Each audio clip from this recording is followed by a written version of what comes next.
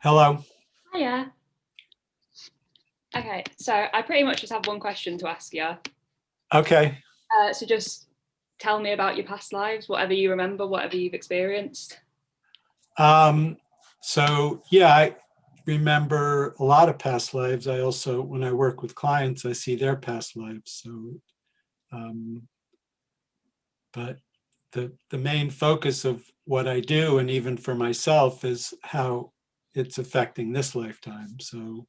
But there's I mentioned to you, two past lives that affect me kind of in a small way, pretty much every day. One of them's kind of a cute story because I like to eat out of bowls, and it comes from a past life, like in the 1500s when I lived in Japan, and eating out of bowls was just part of the thing. And even when I think about it, I feel a lot of energy moving. It was just kind of a very humble, mindful lifetime. Um, so it wasn't like being someone famous or anything like that, and it doesn't really have such a big effect, but I'm very interested in mindfulness stuff and that whole culture. It's funny, for years, whenever I went out to eat, I would eat Japanese food. And it was all my friends even knew that, it was always my vote to get Japanese food. The other one that kind of affects my life on a regular basis was a little different because I was very wealthy and it was in Russia. And I never have gotten what era it was in, but I didn't really have to do a lot of little things for myself. So even when I'm doing the dishes, I think of it all the time because I'm rushing to do the dishes like something in me thinks they're supposed to be done already. And I have to keep kind of reminding myself about a lot of little things that I have to do them. And it's a funny little thing, but it definitely affects me pretty much every day. Um, I mean, I've remembered a lot of past lives. Thinking about it after reading your messages, there was one that involved my ex-mother-in-law, Oh, and really? I was in the military, and she was like my superior officer, and so it was always, and she always felt like she could boss me around, and I, flashed to that, and but so what I look to that for is, if sometimes there are patterns that are very negative, and we want to try to clear them. So, and that's what I do with clients. And I see, um, I'm just trying to think of one that, uh, like someone recently was, I mean, a woman asked me to work on a lot of people in her family, and it's very interesting to look at all their past lives and how they connect together. And even though in this life, not all of her family are biological family, in other lifetimes they were. There was just one where there was someone being like a wizard of some sort, where kind of controlling people, and then he has to deal with that in this lifetime. And he's a really nice person, and at a certain time in his life he kind of realized that before interacting with me. But when I mentioned this to the woman, she goes, oh, it makes so much sense, because he was just very, a lot of people controlling him early in his life and struggling with that. So, Did you uh, have you ever been scared by any of your past lives? Like when you uh, started remembering them, did you think like what is going on? well, I think I wish I hadn't done that in those other lifetimes. I've never seen anything that scary. I mean, there's that you're mentioning it. There's one time I was like a warrior, or a hunter, so it involved killing animals, something I wouldn't do in this lifetime. But it was a lot of fighting, like with like bears and Yeah. things like that. That I, so it kind of freaks me out a little bit, but it's not scary. Like sometimes people have things that are, I mean, we have different parts to us that are sometimes not always together in other lifetimes. So we have a lot of different lifetimes. I mean, sometimes people have things that are from a pretty scary time, where there's apocalyptic times. I've never remembered anything like that. Well, actually, not. I'm thinking of it. I had a past life one time where it was like being a leper. So something where I was very ill. There was a lot of rashes and things on my skin, and it was in a colony of like a leper colony, but it wasn't leprosy. So that was, now that you're mentioning it, yes, there are times I've been afraid of things. That's something that kind of freaks me out. So um, and it came up because recently I started uh, kind of, I'm 66. I'm very fortunate. I have very good genes, and but I start to have a lot of itching on my skin, and some like things kind of like pimples, which I never had when I was a teenager, came up, and it was my body detoxing, but something like that came up because it was like I was itching, and I'm glad I found out that I was having an allergic reaction, and it was to carbon monoxide, which is around everywhere, but in a funny way, I had to stop eating tomatoes for a while because that came up as an allergy.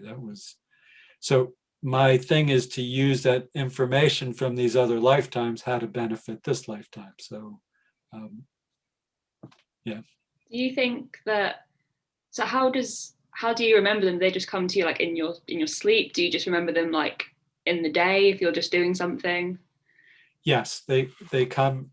The ones that I remember clearly just come to me, like when you're asking me, I sort of have to focus my intention on that. So when I'm working with people, it's like my intention is there. I try not to do it too much in my just day-to-day life because there's so much stuff spiritually that's going on. I just really want to try to focus on the positive things.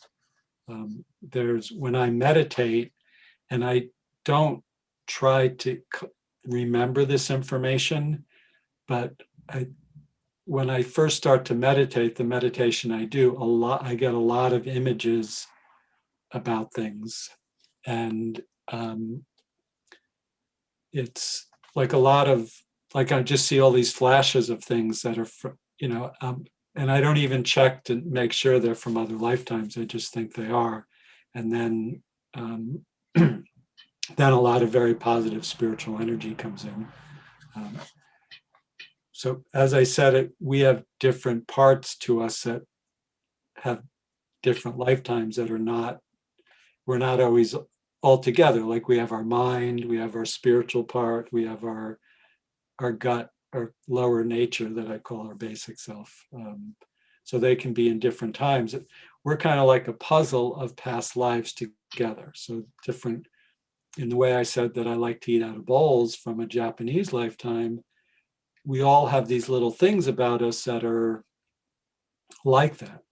And, it's one of the frustrating things for me is when I connect with someone and I know it's from another lifetime and they're not getting it. Like there's anyone who's important in your life, you have a lot of lifetimes with.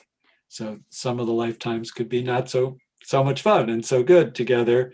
And that person could be like, that's a bigger piece of their puzzle right then, or they're more focused on that. And that part is always kind of, I mean, in one way, our conscious mind is the last part to know all of this stuff. It's like a cosmic joke in a certain way. How do you know, like if you see sort of someone who's in your life now, how do you know that you've been connected to them in the past? Is it just like a feeling that you have, or? Well, I've learned when I have a connection with someone, it's almost always, and I say almost, but it's always that. And then I kind of check through kind of like a meditation, but more of a contemplation, and check what it is. Sometimes I can't see my own things, and I have friends who do what I do, and I'll check with them to, say what's going on here. I have a feeling if it's like this, or it's the spiritual things are kind of set up that you can't see your own stuff sometimes because otherwise you would avoid your karma, the things you need to learn in this life. So it'd be easy to sidestep the things that are not going to go right for you. Um, some people kind of do that anyway, but it's really overall better for your health.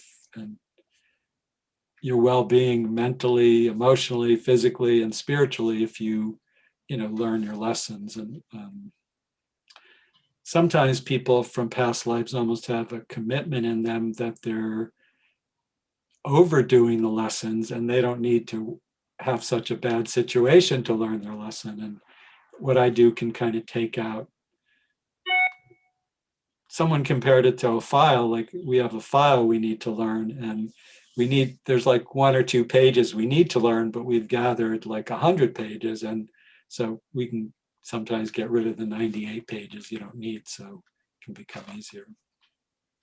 Um, what would you kind of say to people who don't believe in past lives, or they don't know how to even like approach the subject of it? I do that all the time, because a lot of people, sometimes people come to me who don't really believe in what I do, and it just, we have these patterns in us that are there, and whether, there's no way to prove past lives. That's, so when people say, how do you know it's not in your head? Or even when I help people, how to, people used to, they don't say it anymore. They used to say, how do you know it's not all in their head? I say, what's the difference? If people feel better and are doing better and are healthier, that's what's important. I think the thing of patterns, people recognize that, and whether usually our patterns from other lifetimes become very obvious when we're young. So we can look back to those times psychologically to when we're a young kid and work on those things that way. All right, that's all the questions I have for you. Yeah.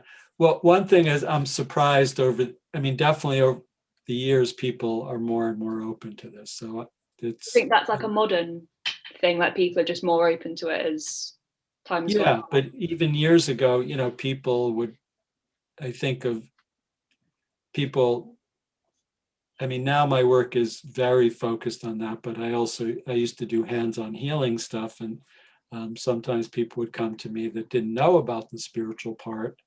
And I was always surprised that even people who seemed like they wouldn't, if something happened, I just felt I should explain to them spiritually what's going on.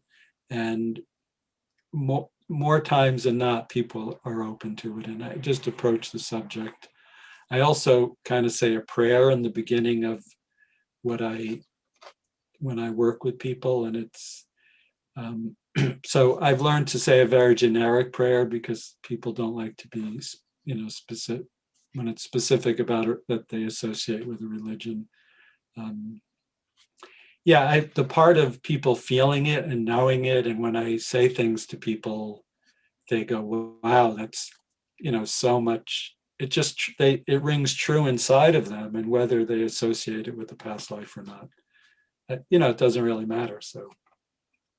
Do you think it's like just when you know if that was from your past life, you feel it inside of you? Yeah, when it clicks, people they just smile like, wow, that's, it can really ring true. I told someone something the other day.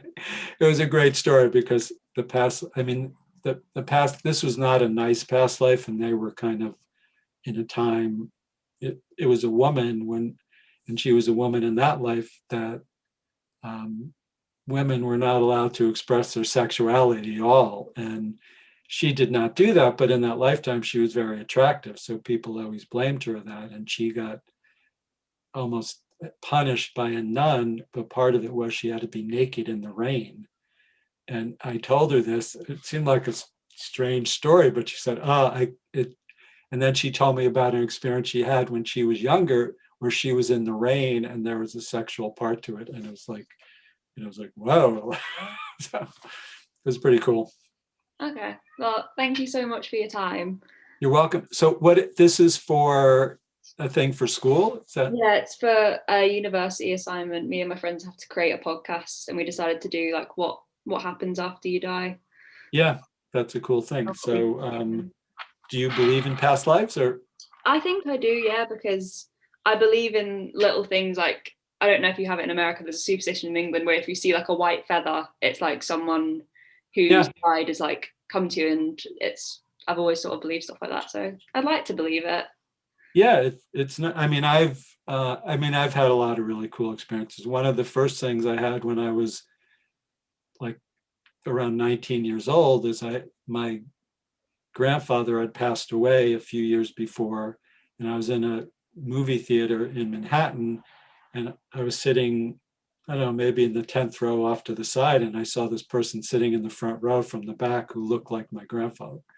And I mean, my grandfather was a unique looking character. So, and I on purpose walked that way when we were leaving, and it was him. And I didn't even know, I mean, it's no way it could be someone else. He was like 6'4", really big guy, had very short hair like I do, which nowadays is very common. Then it wasn't. And he always wore a super nice suit, cowboy boots, and a cowboy hat. So the cowboy hat was sitting on the seat next to him. It was him. I mean, and sometimes when I tell people this, they say, "Didn't you say hello to him?" I go, "No, I didn't even know. Had never even heard of these things then, and I didn't know what to make of it. And I sort of let it go. And so, yeah, I've had a lot of cool experiences like that. Oh, wow. Yeah, Interesting. very cool. All right. Well, thank you so much. You're welcome. Good luck with your thing. Thank you. All right. Thank you. See ya. Bye-bye.